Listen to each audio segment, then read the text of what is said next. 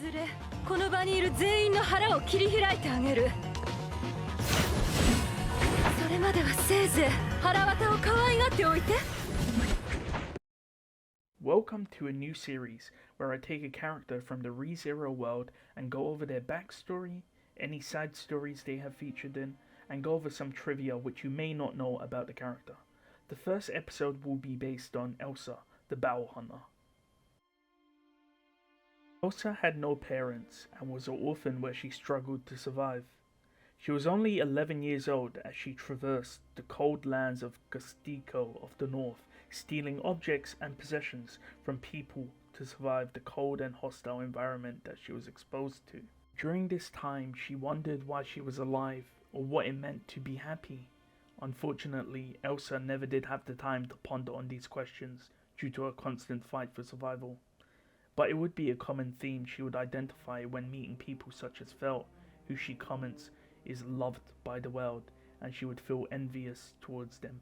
However, one day she was caught stealing by a shopkeeper, and seeing as she was a girl, the shopkeeper started stripping her, with Elsa only noting the frigid cold eating at her naked skin. In that moment, she picked up a shard of glass and lunged at the shopkeeper, disemboweling him in the process. Elsa felt only one emotion as she was bathed in the blood and guts of the shopkeeper. How warm they were, providing salvation from the cold and providing Elsa with the first feelings of happiness she ever felt in her life. As Elsa transformed into the Bow Hunter, she started killing more and more people, eventually being subdued and sold as a slave to an evil shaman. This shaman cursed Elsa, making her cursed doll, which effectively gave her immortality. Since she was compatible to this trait, she retained her intelligence, and she considers this a blessing instead of a curse. Elsa's notoriety caught the attention of an assassin organization, which promptly recruited her. This organization was led by the Sin Archbishop of Lust, Capella, who is referred to as Mama. During one of Elsa's missions, she was tasked with recruiting a feral child into the organization. This child, not knowing how to speak or do anything, was taken under Elsa's wing, and they would eventually become the Assassin Sisters. Despite Meili and Elsa's initial rocky relationship, Elsa did take care of her and taught her how to braid her hair. As their relationship progressed, they would braid each other's hair, and Elsa would go out of her way to assist Meili during her missions, despite not being asked to.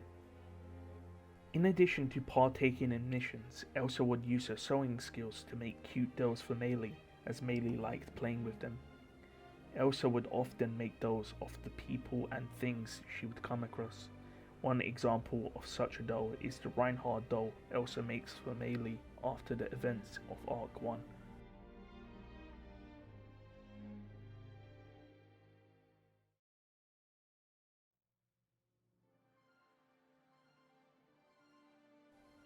There are 3 side stories containing Elsa, the first being Assassin Sister's Diary, of which chapters 1 and 2 are relevant for this video.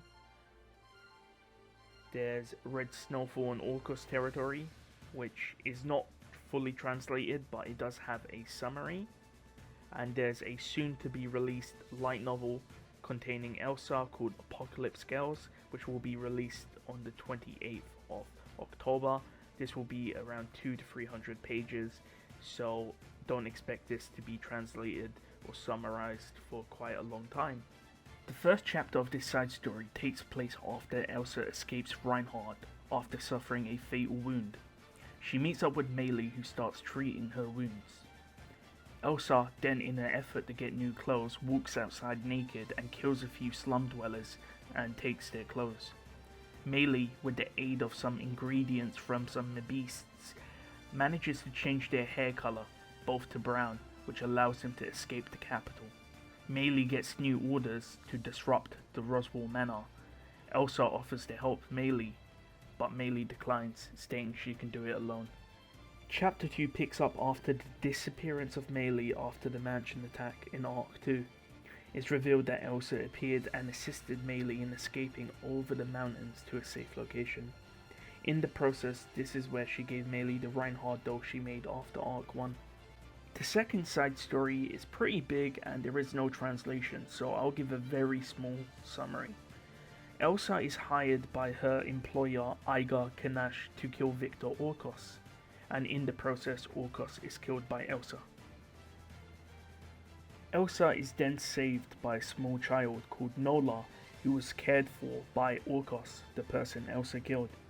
In order to repay her debts, Elsa then killed her contractor, Iga Kanash.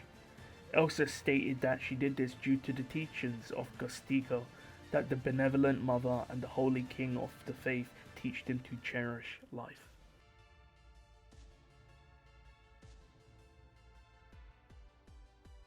With the release of Apocalypse Girls, it has been revealed that Elsa's name used to be Elsa Featherrun. Now, whilst my thumbnail states that her name is Elsa Granhiert, maybe in a few weeks you'll see it change to the new name. There's also a chance that this name is an alias or a fake name she is using. After all, she is an assassin. If you've seen the rezero theory iceberg, you might have seen this weird theory which says Granhiert ancestor was an isekai. What this is actually referring to is the fact that many characters in ReZero have weirdly coloured hair, like Julius has purple, Reinhardt has red, Felt has blonde, etc, etc. However, there's very few characters in the series with black hair and black eyes, Subaru being one of them, another being Elsa. Now Elsa does have purple eyes in the anime, but in the light novel she has black eyes. If you've actually watched Zero no Tsukaima, the main character Saito, who has black hair and black eyes, he's the only character which has these traits, and every other character has a different hair colour. There's only one exception to this rule, and that is a maid called Siesta, and the reason why she has black hair and black eyes is because her ancestors were also an isekai character. So Elsa may be very similar to Siesta in this regard, in which her parents or ancestors were also isekai characters. Tappei has actually confirmed that Elsa is the biggest masochist and sadist in the entire series. This is the reason why she blushes when she gets hit by Subaru in Arc 1, and also why she looks a bit flushed when she sees Subaru agonizing in pain. If you enjoyed this video, please subscribe as it helps me out and gives me more motivation to do other characters. I'm thinking maybe next time I can do Rem, but I'm not sure. If you have any suggestions, do let me know, and my other videos will be linked here.